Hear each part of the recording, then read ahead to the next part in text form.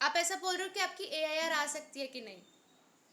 तो फिर देखो, सबसे बड़ी मिस्टेक ना हम स्टूडेंट्स क्या करते हैं, हम सोचते हैं कि हम सीधा डेस्टिनेशन पे चले जाते हैं कि हमको AIR लाना है। और ये आपकी गलती नहीं है, हम सबको मन करता है भाई हमको ऑल इंडिया रैंक लाना है, ऑल इंडिया रैंक लाना है। बट AIR के लोग को लाने के लिए आपको AIR को भूलना पड़ेगा। मेरा बोलने का मतलब ये है कि आप ऐसा मत सोचो कि ऑल इंडिया रैंक मुझे लाना है। आप ऐसा सोचो कि मुझे आज के दिन, अगर मैं कल इतना पढ़ी तो आज के दिन इतना पढ़ना है, मुझे ज़्यादा पढ़ना है, मुझे और मेहनत करनी है। तो ऑल इंडिया रैंक ना आपको अपने आप आ जाएगा। आपको फोकस आपका ऑल इंडिया रैंक से हटा के पढ़ाई पे डालना है। अगर आप पता है, अभी जैसे गीता में एक कोट है कि आप कर्म करते जाओ, फल की चिंता मत करो। तो वो कोट सोच समझ कर कृष्ण भगवान ने कहा है, क्योंकि अपने हाथ में फल नहीं है, वो अपने कंट्रोल में नहीं है, वो हमें नहीं मिल सकता, हम सिर्फ कर्म कर सकते हैं। तो अभी फिलहाल आप लोगों का कर्म है कि आप लोग पढ़ो। और डेफिनेटली अगर आप पढ़ोगे, अच्छे से पढ़ोगे, तो ऑल इंडिया रैंक आपको आ ही जाएगी, अगर आप पढ़ रहे हो अच्छे से।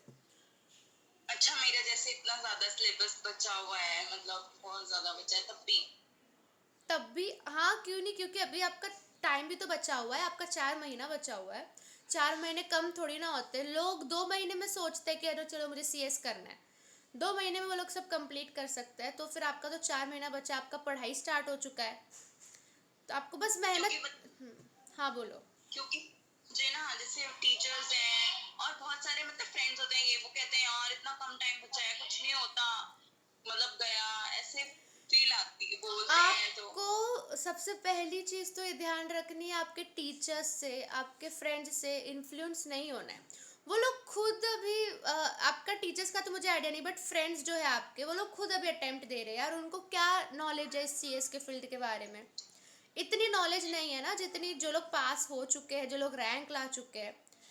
आप एडवाइस ले भी रहे हो तो सोच समझ कर लो कि कौन मुझे एडवाइस दे सकता है।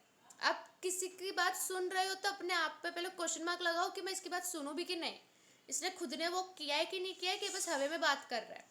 अब कोई बोल रहा है रैंक लाना इम्पॉसिबल है, तो क्यों इम्पॉसिबल है। मैं आपको एक बताऊँ तो फिर 2017 या 16 में प्रोफेशनल में एक ऑल इंडिया रैंक 1 थी। उसने, एक सेकेंड ना, हाँ, तो जो 2016 और 2017 में एक थी लड़की जिसने ऑल इंडिया रैंक 1 प्रोफेशनल लाया था। वो बंदी का एग्ज़ाम LLB भी साइड बाय साइड चल रहा था, उसका प्रोफेशनल एग्ज़ाम भी साइड बाय साइड चल रहा था। और उसके पास हार्डली कुछ 2 या 3 महीने बचे थे। उसने उतने महीने में पूरा प्रोफेशनल की पढ़ाई की, LLB की पढ़ाई की, और उसने ऑल इंडिया रैंक 1 भी लाया। तो फिर अगर ये सब पॉसिबल है ना, अगर इन लोग को कोई आके जो आपको बोल रहे इम्पॉसिबल है, उन लोग को ये सब नहीं पता होगा शायद कि ये सब पॉसिबल होता है। तो वो लोग को मुझे खुद नहीं पता। वो लोग खुद को लगता है इम्पॉसिबल है, तो वो लोग सबको ये सुनाते फिरते इम्पॉसिबल इम्पॉसिबल है। और जो केपेबल होते हैं, जैसे आप केपेबल हो, तो आप लोग उनकी बातों में आ जाते हो, फिर आप अपनी पढ़ाई कम कर देते हो, फिर आप ट्रैप में फंस जा रहे हो। तो ऐसे किसी की भी बातें, आपको ये फील्ड तो इतना वो है ना कि किसी आपको बहुत ध्यान लगा के सोचना पड़ेगा, मैं इसकी बात सुनूं नहीं सुनूं। जो एक्सपीरियंस्ड है उनकी ही बात सुननी है आपको, नेगेटिविटी से बहुत दूर रहना है। हाँ, क्योंकि मुझे सच्ची में ये चीज फील होती थी कि नहीं आ सकती, सच में फील होता हाँ, था तो मुझे। आपको रैंक पे ध्यान भी नहीं देना, नहीं आ सकती को ठीक है, नहीं आ सकती, मैं एटलीस्ट पढ़ तो रही हूँ, मेरे हाथ में क्या है अभी, हर्षिता आपके हाथ में क्या है, पढ़ना। आपके हाथ में और तो कुछ भी नहीं है। और क्या कर सकते हो आप, ना क्वेश्चन पेपर सेट कर सकते हो, ना कुछ कर सकते हो। सिर्फ अगर मेरे हाथ में पढ़ना है तो चलो मैं पढ़ती अच्छे से हो, 100% पढ़ लेती हूँ। क्या पता उससे मुझे रैंक आए ना आए, मुझे कोई फ़र्क नहीं पड़ता, मैंने तो अपना काम अच्छे से किया। बाकी भगवान देख लेगा, ऐसे से देख लेगा।